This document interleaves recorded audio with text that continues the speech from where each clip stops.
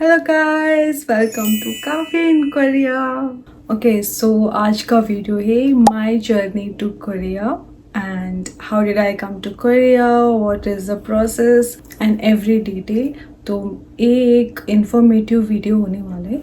तो जिसको भी कोरिया आना है, जो भी प्लानिंग कर रहे हैं, उनके लिए ये बहुत एक अच्छा वीडियो है, क्योंकि आपको एक आइडिया मिलेगा कोरिया कैसे आ सकते हैं और इधर आप कैसे स्टडी कर सकते हैं और आगे का क्या है, वो सब मैं इस वीडियो में बताऊंगी।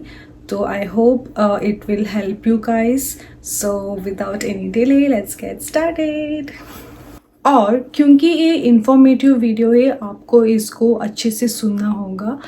तो मेरे साथ आप भी अपने आप को हाइड्रेट करो और मेरी बात को अच्छे से सुनो, ठीक है?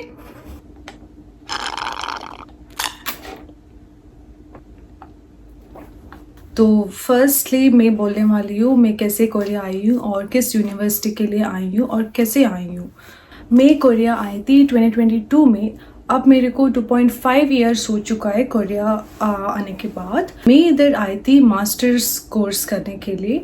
तो मैं ग्रेजुएट हुई थी इंडिया में 2021 में। मेरा कोर्स था कंप्यूटर इंजीनियरिंग, तो मेरा बी कोर्स था।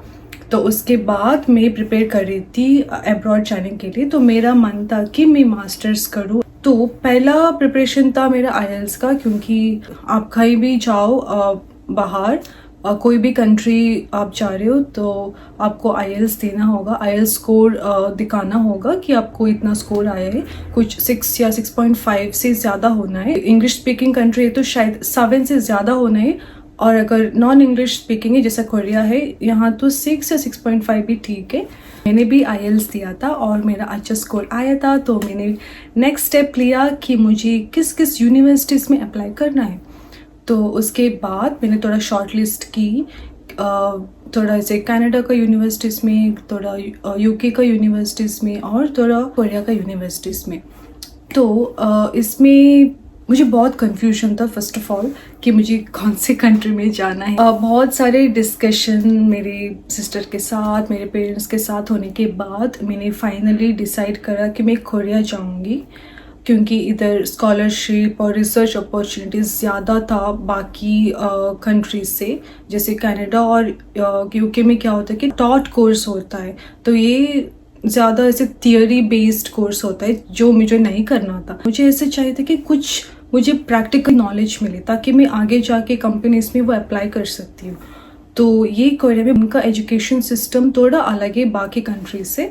तो मुझे ये ज़्यादा कन्विंसिंग लगा और मेरे को ज़्यादा ये अलाइन हुआ मेरे गोल से और मेरे प्लान से। तो मैंने कोरिया अप्लाई करना शुरू किया। मुझे 2 यूनिवर्सिटी से ऑफर लेटर मिला था, सेजोंग यूनिवर्सिटी और चुनम नेशनल यूनिवर्सिटी से। तो सब सोचने के बाद फाइनली मैंने डिसाइड करा कि मैं चुनम नेशनल यूनिवर्सिटी जाऊंगी, जो है देजॉन में। तो इधर मैं मास्टर्स के लिए आई थी। मेरा कोर्स था कंप्यूटर इंजीनियरिंग और मेरा मेजर था एआई, आर्टिफिशियल इंटेलिजेंस। ये इंजीनियरिंग और साइंस डिपार्टमेंट में क्या होता है कि हर एक प्रोफेसर के अंडर लैब्स होता है, जो है कि रिसर्च लैब्स। मुझे ये वाला ज़्यादा पसंद आया था क्योंकि मुझे वैसे भी प्रैक्टिकल नॉलेज चाहिए था, तो मुझे काम करना था। और आप जो भी काम करते हो उसके लिए आपको स्टाइपेंड मिलता है, वो आपके डिपार्टमेंट से। तो मुझे भी स्टाइपेंड मिल रहा था, तो मेरा जो भी एक्सपेंस था उससे कवर हो रहा था। ऑल्सो मेरा आईएलटीएस स्कोर अच्छा था, तो मुझे फर्स्ट सेम का स्कॉलरशिप भी मिला था, तो मुझे ट्यूशन फी नहीं भरना था। वन मोर थिंग, मैं जीके से नहीं आई हूँ, मैं डायरेक्ट यूनिवर्सिटी स्कॉलरशिप से आई हूँ। तो अगर आप सोच रहे हो कि जीके से अलावा भी आप आ सकते हो Korea, yes you can directly apply to the university और डायरेक्टली टू द प्रोफेसर। तो आपको प्रोफेसर से एक्सेप्टेंस मिला तो यूनिवर्सिटी अप्लाई करके आ सकते हो। मैं यहाँ एक प्रोफेसर को अप्लाई करी थी, तो मैं मेरा रेज्यूमे, ट्रांसक्रिप्ट और ये सब भेजी थी। तो जिसको देख के उनको पसंद आया और उन्होंने बोला कि yes you can work under me and I will guide you, I can support you. तो मैं इधर काम करने लगी। जैसे मैंने बोला था, इधर ऐसे रिसर्च बेस्ड होता है। अगर आप साइंस या इंजीनियरिंग बैकग्राउंड से हो, कॉमर्स या आर्ट्स फील्ड के हो तो शायद थोड़ा अलग हो सकता है। I am not really sure about it. यहाँ ऐसे भी होता है कि वीकली मीटिंग्स भी होता है लैब्स में। और आपको हर मीटिंग में शायद कुछ ना कुछ दिखाना भी होता है। सारे लैब्स में ऐसे नहीं होता है, मेरे लैब में ऐसा होता था कि हर वीक में एक को प्रेजेंट करना होता है। तो मुझे शायद ऐसे मंथली ऐसे वंस या अगर ज़्यादा काम करे तो ट्वाइस में प्रेजेंट करती थी। तो आपको प्रेजेंटेशन भी करना होता है, ये भी ध्यान रखना है। आपको रिसर्च करना है और प्रेजेंटेशन करना है और कुछ तो रिजल्ट्स दिखाना भी है हर वीक या at least twice in a month. तो आपको ज़्यादा काम भी करना होता है। एंड कोर्स की बात करूँ तो एक यहाँ ऐसा है कि हर सेमेस्टर में 3 क्लासेस लेना है, 3 क्रेडिट्स पर सब्जेक्ट मिलता है। तो मैंने भी ऐसे ही कोर्स लिया था, मैंने भी ऐसे ही सब्जेक्ट्स लिया था, हर सेमेस्टर में 3 सब्जेक्ट्स ली थी। तो उसके बाद आपको क्लासेस में ऐसा होता है कि कई बार ऐसे होता है कि आपको मिड टर्म हो सकते हैं, आपको फाइनल्स भी हो सकते हैं, और कई बार ऐसे हो सकते हैं आपको एग्जाम ही नहीं है उस सब्जेक्ट में, आपको बस असाइनमेंट्स करना है और आपको या बस उस क्लास का कुछ प्रेजेंटेशन देना होता है। अलग अलग तरीका होता है हर क्लास में, तो वो भी आपको अच्छे से देना होता है क्योंकि आपको ए ग्रेड मिलना भी ज़रूरी है। क्योंकि अगर आपको अच्छी जीपीए मिलता है तो आपको स्कॉलरशिप मिलने के लिए बहुत चांसेस है। हर सेमेस्टर में आपको स्कॉलरशिप मिल सकता है आपके ग्रेड और आपने जो भी रिसर्च किया है उसके हिसाब से आपको स्कॉलरशिप मिल सकता है। तो उसके लिए भी आपको दोनों रिसर्च और कोर्स वर्क अच्छे से देना होगा। और हाँ, क्लास की बात बोलो तो क्लासेस सब कोरियन लैंग्वेज में हो सकता है।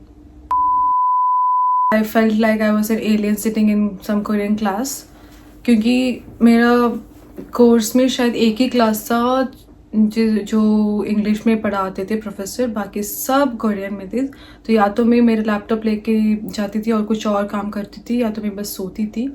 मैं तो ज़्यादातर ऐसे लास्ट बेंच में बैठती थी क्योंकि प्रोफेसर को ना दिखे इसलिए। और हर क्लास में भी मैं कुछ ना कुछ कॉफ़ी वगैरह लेके जाती थी क्योंकि वो ज़्यादा अच्छा लगता था, बस ऐसे बैठने से अच्छा वो था, कुछ पी लो खा लो। और या एक और बात, आप कोरियन क्लास में बैठ के पी सकते हो, खा सकते हो, कुछ भी कर सकते हो।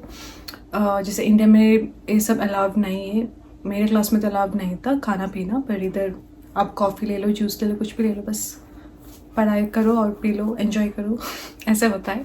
तो this is really good, this is really fun. Moving on, let's talk about Korean language, जो मैं बहुत स्ट्रगल कर रही हूँ 2 साल से। So I think GKs is better for studying Korean language क्योंकि आपको फ्री कोरियन लैंग्वेज सीखने को मिलता है।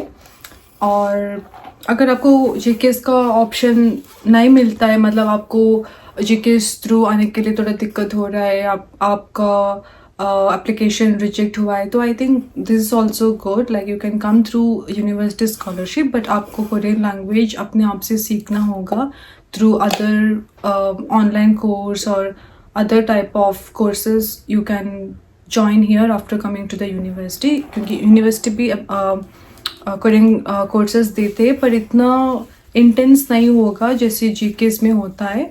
वो आपको ऐसे वीकेंड या छुट्टी में या ऐसे एक सेमेस्टर में हो सकता है, तो थोड़ा ऐसे स्लो होगा learning, but I think even that is good if you can learn by yourself. And मेरा एक्सपीरियंस में बताओ तो Korean language, I don't know, it's really hard for me. I'm still learning, to be very honest. I'm really not fluent in Korean, but I'm just trying my best. तो या Korean language barrier तो हो सकता है। Korean language सीखने के लिए I think GKS is better. तो if you are someone you don't want to study on your own the language, the Korean language, then I think GKS is better. So think before you come here. मैं expense के बात बोलूँ तो Korea थोड़ा expensive हो सकता है। जैसे हम इंडियंस थोड़ा खाना वाना सब रूम में बनाते हैं, तो यहाँ थोड़ा सब्ज़ी और ये सब वगैरह मिलने के लिए थोड़ा मुश्किल होगा और एक्सपेंसिव भी होता है। तो उसके लिए आपको ऐसे अगर रिसर्च लैब में काम करके स्टाइपेंड मिलेगा तो वो ज़्यादा अच्छा होगा। जैसे मैं भी ऐसे ट्यूशन फ़ी और मेरा बाकी एक्सपेंस लाइक रूम का एक्सपेंस ये सब उससे स्टाइपेंड से ही मैं ऐसे कवर कर रही थी, तो उसके लिए अच्छा है अगर आपको स्टाइपेंड मिलता है। और रूम की बात बोलूँ तो रूम बहुत बहुत बहुत छोटा होता है इधर के रूम। लाइक आपने कभी इंडिया में सोचा नहीं होगा आप इतना छोटे रूम में रहोगे। इंडिया का एक स्टोर रूम, यहाँ का ऐसे बड़ा रूम है। या तो आप जो भी ऐसे बड़ा मैंशन में रहते हो तो please note this: if you come to Korea, then you have to adjust a lot. You have to live in a very small room, like small box. तो वही थोड़ा एक्सपेंसिव भी है और थोड़ा एडजस्ट भी करना होता है, थोड़ा ऐसे अनकंफर्टेबल हो सकता है वो सब स्टार्टिंग में। एटलीस्ट मुझे भी हो रहा था, but I think once you get used to it then it will be okay. So yeah I think that was it for today's video. अब जो भी मैं बोलना भूल गई हूँ मैं शायद पार्ट 2 में बोल दूँगी, या आपको जो भी क्वेश्चन है आप कमेंट सेक्शन में पूछ लेना, मैं उसका आंसर पार्ट 2 में दे दूँगी। तो आज के लिए इतना ही है। I hope this was informative and आपको थोड़ा सा भी इससे आइडिया मिला है कि कैसा होता है कोरिया में, या बाहर आने के बाद कैसे होता है, या यूनिवर्सिटी, या आपका ओवरऑल लिविंग एक्सपीरियंस कैसे होता है। आई होप दैट आपको कुछ तो आइडिया मिला होगा। So yeah, that's it for today. We'll meet you in the next video. Until then, take care and bye bye. Love you guys.